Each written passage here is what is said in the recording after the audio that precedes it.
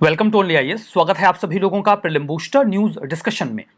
आज 22 अगस्त 2022 है, तो आइए देख लेते हैं कैसे कौन से इंपॉर्टेंट आर्टिकल्स हैं जो आज हमें कवर करने हैं।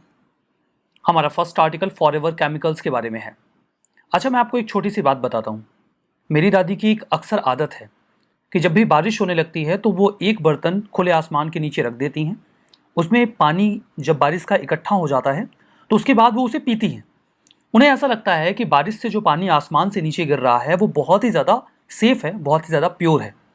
मैंने बड़ी मुश्किल से उन्हें इस बात को कन्विंस किया था, समझाया था कि जब पहली या दूसरी बारिश होती है तो एटमॉस्फेयर में जो केमिकल कंपोनेंट्स होते हैं वो बारिश के पानी के साथ नीचे आते हैं, जिसे हम एसिड रेन भी कहते हैं। तो वो इस पानी को ना पिया करें, वो नुकसानदेह होता है। जैसे तैसे उन्होंने मेरी इस बात को मान लिया और उसके बाद अब वो पहली दूसरी बारिश का पानी नहीं पीती। जब काफ़ी लंबे समय से बारिश हो जाती है उसके बाद वो बारिश का पानी इकट्ठा करके पीती हैं। ये उनकी बहुत पहले की आदत है, उन्हें अच्छा लगता है शायद। लेकिन अभी हाल ही में रीसेंट स्टडी में ये पाया गया कि जो बारिश का पानी नीचे गिरता है दुनिया भर में कई सारी जगहों पर उसमें एक प्रकार का कंटेमिनेशन होता है, and that is of PFAs, यानी कि पर और पॉली फ्लूरो एल्कलाइल सब्सटेंस। ये एक प्रकार का केमिकल कंपाउंड है जो पानी में मिक्स हो जाता है और वो जमीन पर आता है। अब मैं तो इस सोच में पड़ गया हूं कि मैं दादी को ये कैसे समझाऊंगा कि अब वो कोई भी गिरने वाला बारिश का पानी नहीं पी सकती, क्योंकि हर पानी में PFA है और वो बॉडी के लिए बहुत ज़्यादा नुकसानदेह है। हमने इस कदर अपने एटमॉस्फेयर को पोल्यूट कर दिया है कि कोई भी हिस्सा जो पहले कन्वेंशनली बहुत ज़्यादा प्योर माना जाता था अब वो भी पोल्यूट हो चुका है। ये जो PFA बारिश के पानी के साथ नीचे गिर रहा है, अकॉर्डिंग टू दिस स्टडी, उसे कहा जाता है फॉरएवर केमिकल। आप सभी लोगों के मोबाइल में कोई एक पुराना ग्रुप पड़ा होगा, फ्रेंड्स फॉरएवर का, जिसकी ओर अब आप निगाह उठाकर भी नहीं देखते होंगे। आपने भले ही उस ग्रुप को नज़रअंदाज कर दिया हो, फॉरएवर फ्रेंड्स वाला, लेकिन फॉरएवर केमिकल्स आप इन्हें नज़रअंदाज नहीं कर सकते, क्योंकि ये बहुत नुकसानदेह हैं। ये कुछ ऐसे सब्सटेंस होते हैं जो जहां मन में आता है वहीं चिपक जाते हैं। कुछ लोग बड़े एक्सट्रोवर्ट होते हैं ना, सभी से आराम से घुल मिल जाते हैं, बड़े ही मिलनसार होते हैं। बिल्कुल वैसा ही है ये केमिकल। बड़ी आसानी से कहीं भी चिपक जाता है, चाहे वो एटमॉस्फेयर में मॉलिक्यूल्स हों, छोटे छोटे डस्ट के पार्टिकल्स हों, या फिर रेन वाटर या फिर सॉइल। ये बहुत ही आसानी से कहीं भी मिक्स हो जाता है। ये एक मैन मेड केमिकल है। इस केमिकल का इस्तेमाल एक्चुअली में ऐसी चीज़ों में किया जाता है जिसे हम पानी, ग्रीस या फिर ऑयल से बचाना चाहते हो।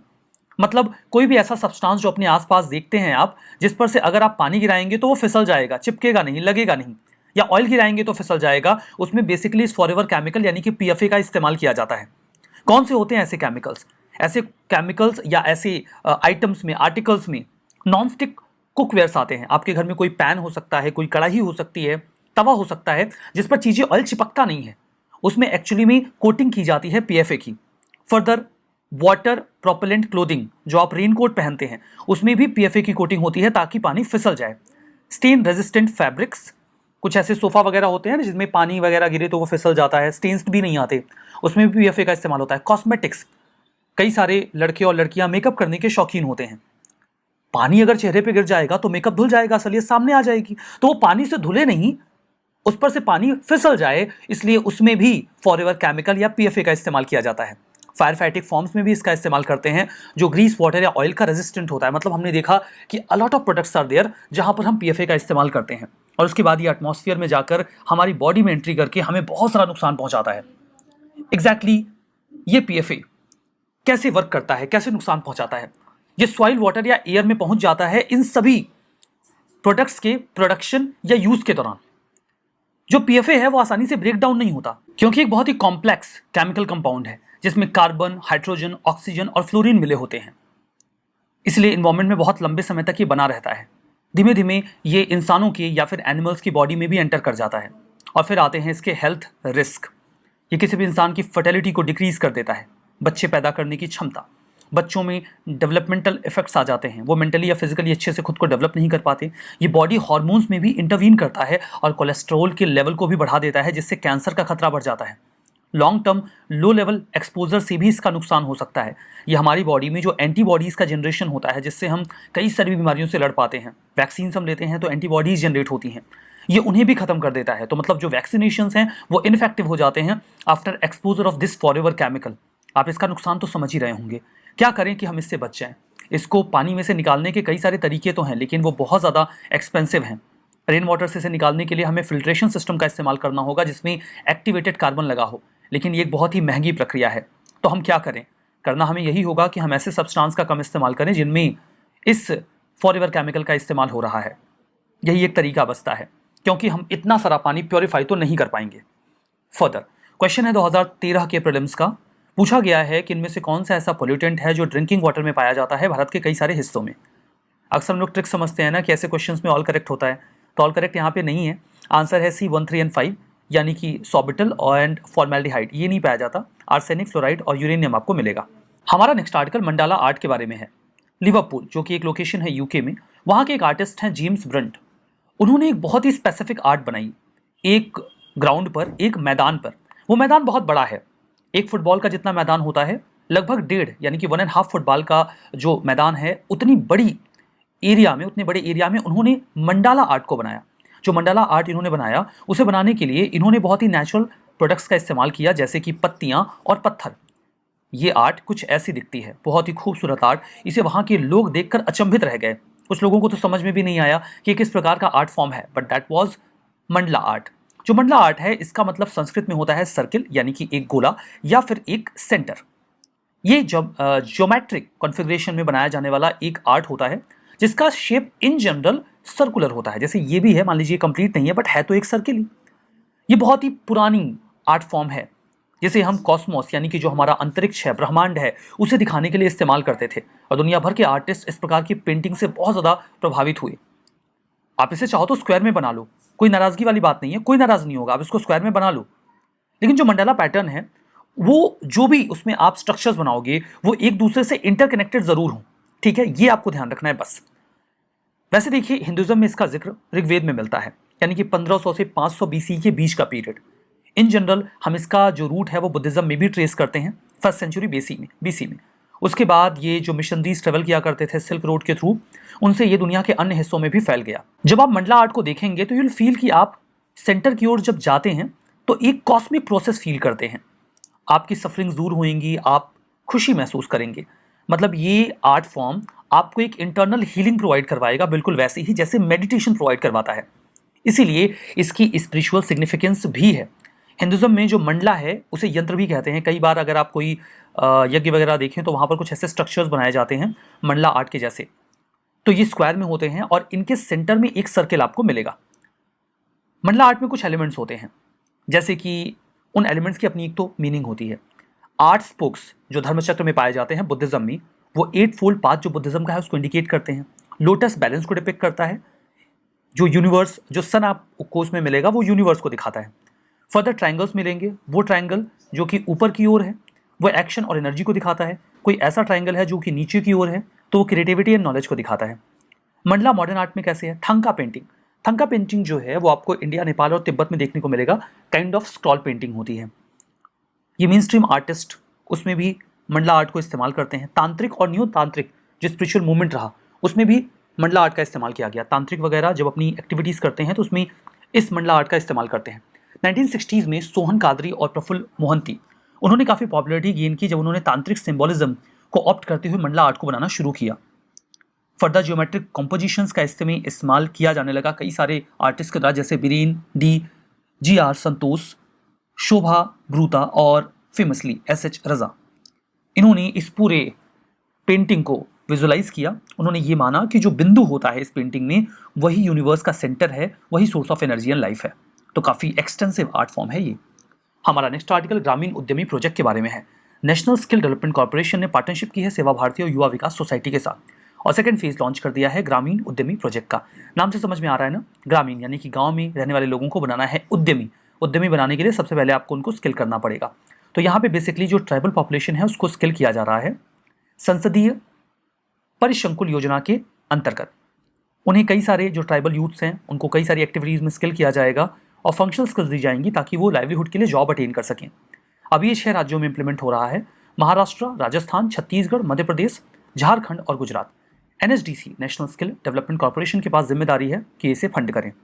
फर्दर उन्हें कई तरीके की चीज़ें सिखाई जाती हैं, जैसे इलेक्ट्रीशियन या सोलर PV इंस्टॉलेशन का काम, टेक्नीशियन का, प्लम्बिंग का या मैसनरी जो राजगिरी होती है, घर वगैरह बनाते हैं, 2 व्हीलर रिपेयर या मेंटेनेंस, ये सारे काम उनको सिखाए जाते हैं ताकि वो अच्छी जॉब कर सकें। फर्स्ट फेज जो प्रोजेक्ट का है उसे कई सारे ट्राइबल एरियाज में महाराष्ट्र, राजस्थान, छत्तीसगढ़, मध्य प्रदेश, गुजरात के इंप्लीमेंट किया गया। सेकेंड फेज को भी स्टार्ट कर दिया गया है रांची में, झारखंड के। ठीक है, जो प्रोजेक्ट है इसके माध्यम से वो रूरल इकोनॉमी में कंट्रीब्यूट कर पाएंगे, एम्प्लॉयमेंट अपॉर्चुनिटीज़ बढ़ेगी, माइग्रेशन घटेगा बिकॉज जब वहाँ जॉब नहीं मिलती तो वो कहीं दूर जाते हैं, और हम नेचुरल रिसोर्सेज को कंजर्व भी कर पाएंगे। हमारा नेक्स्ट आर्टिकल पराग्वे के बारे में है। External affairs minister doctor S Jaishankar ji अभी गए पराग्वे। वहाँ पर उन्होंने महात्मा गांधी जी की एक बस्ट को अनवेल किया। एक अर्ध प्रतिमा होती है ना जो टोर्सो के ऊपर से बनाई जाती है, कई से जगहों पे लगी हुई आपको मिलती है, उसे ही वहाँ पे उन्होंने अनवेल किया। फर्दर उन्होंने विजिट किया वहाँ की एक हिस्टोरिक सिटी कासा डेला इंडिपेंडेंसिया। ये वही जगह है जहाँ से इंडिपेंडेंस मूवमेंट स्टार्ट हुआ आज से 200 साल पहले लगभग, पराग्वे का। पराग्वे है ये एक लैंडलॉक कंट्री साउथ अमेरिका की। लोकेशन आप मैप पे देख सकते हो, ये जो रेड कलर की कंट्री दिख रही है ये है पराग्वे। आसपास के देश देखिए, साउथ में आपको यहाँ पे दिख रहा है अर्जेंटीना, आपको इसके ईस्ट और नॉर्थ ईस्ट में मिलेगा ब्राज़ील, फर्दर आपको बोलीविया मिलेगा नॉर्थ वेस्ट में। तो ये आसपास के इसके देश हैं। फंडिंग मेंबर रहा है ये कई सारी संस्थाओं का, इंस्टीट्यूशंस का, जैसे कि मर्कोसुर, ये साउथ अमेरिकन ट्रेडिंग ब्लॉक है, UN, Organization of American States, NAM और लीमा ग्रुप, इन सब का फंडिंग मेंबर रहा है पराग्वे।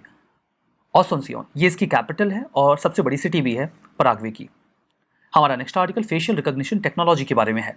राइट टू इन्फॉर्मेशन के तहत अभी जानकारी मिली है इंटरनेट फ्रीडम फाउंडेशन को कि दिल्ली पुलिस अगर किसी व्यक्ति के फेस को मैच कर रहा है थ्रू फेशियल रिकॉग्निशन टेक्नोलॉजी और वो फेस 80% तक मैच हो गया तो वो उसे एक्यूरेट मान लेते हैं। क्या आपने सुना है कि आपकी शक्ल की दुनिया में 7 और लोग होते हैं और उनका चेहरा अगर सेम टू सेम आप जैसा ना भी हो तो 90% से ज़्यादा मैच करता है? मतलब खतरा है।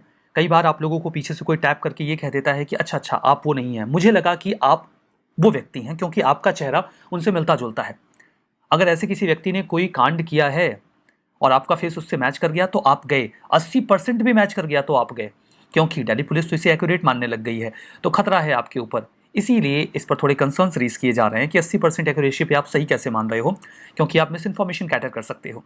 ये एक प्रकार की रिकॉग्निशन टेक्नोलॉजी है जहाँ पे हम एल्गोरिदम का इस्तेमाल करते हैं, डिजिटल मैप तैयार करते हैं, किसी व्यक्ति के फेस को मैच करते हैं एक डेटाबेस से और पता करने की कोशिश करते हैं कि उसकी एक्चुअल आइडेंटिटी क्या है। इसके 2 तरीके ही होते हैं, 1-to-1 वेरिफिकेशन आइडेंटिटी। आपके पास कोई एक पिक्चर है, किसी व्यक्ति का नाम है और आपके पास उसका फ़ोन है, आपको उस फ़ोन को ओपन करना है जो कि फेशियल रिकॉग्निशन से लॉक्ड है।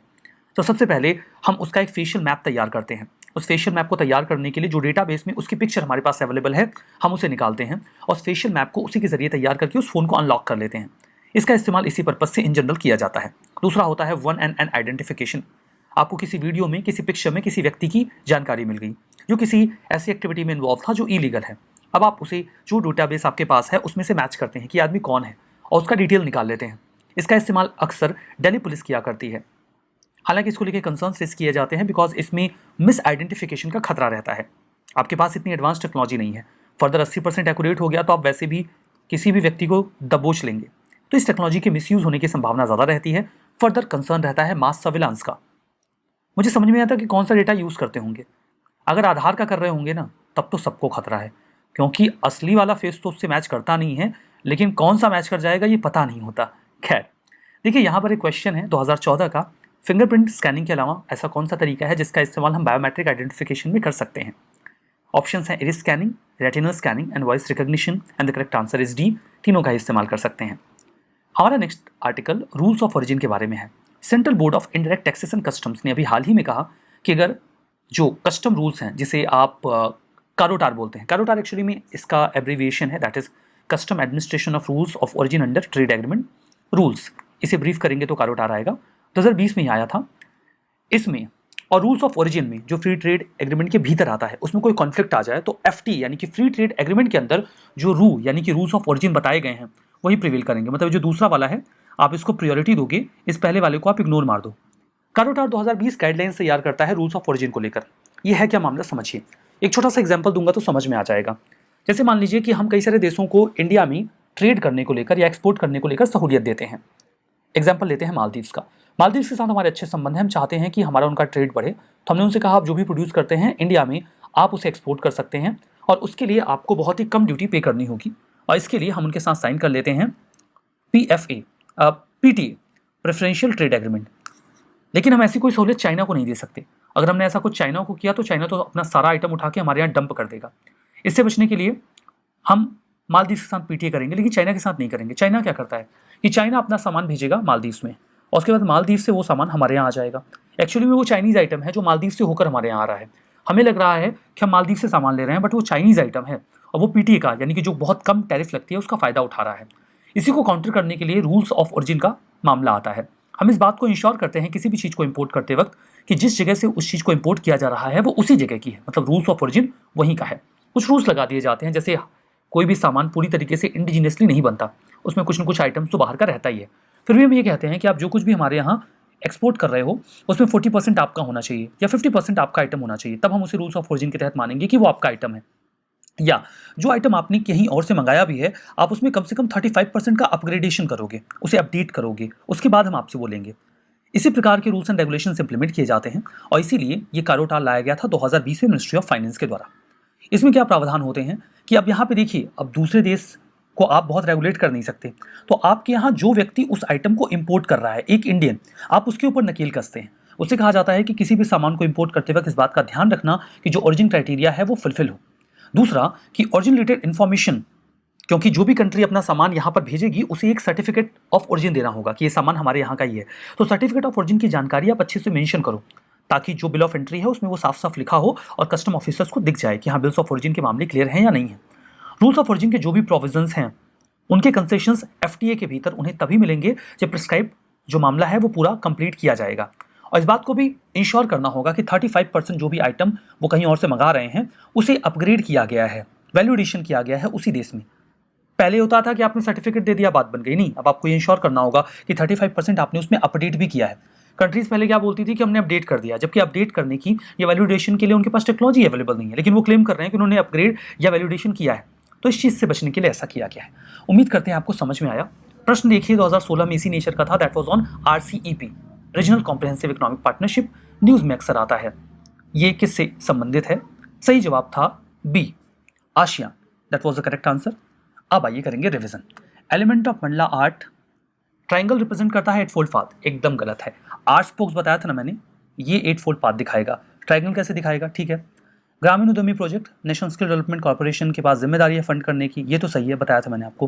पराग्वे ये बॉर्डर्ड है पेरू से साउथ में, गलत है। पहली बात तो जो पेरू है वो इसके नॉर्थ और वेस्ट में है, और दूसरी बात कि पेरू इससे बॉर्डर भी नहीं करता, तो ये तो शुद्ध रूप से गलत हो गया। कारोटार रूल्स में 35% वैल्यूडेशन इंश्योर करना होगा, ये तो एकदम बढ़िया और सही बात है। Facial research regional recognition technology में 1-to-1 वेरिफिकेशन में दिल्ली पुलिस इसका इस्तेमाल करती है इन जनरल, गलत है। इसका इस्तेमाल तो मोबाइल वगैरह अनलॉक करने के लिए करते हैं, दिल्ली पुलिस तो 1-on-n इस फॉर्मूला का इस्तेमाल करती है, तो ये भी गलत हो गया। ये आर्टिकल, ये पूरे सेशन को हमने कंप्लीट कर लिया। PDF आपको मिल जाएगी यहीं पे टेलीग्राम चैनल पे, आप इस QR कोड को स्कैन करके भी वहाँ जा सकते हो। इस सेशन में बस इतना ही। उम्मीद करते हैं कि आपको बढ़िया से आर्टिकल समझ में आ गए। That's all for now, thank you very much.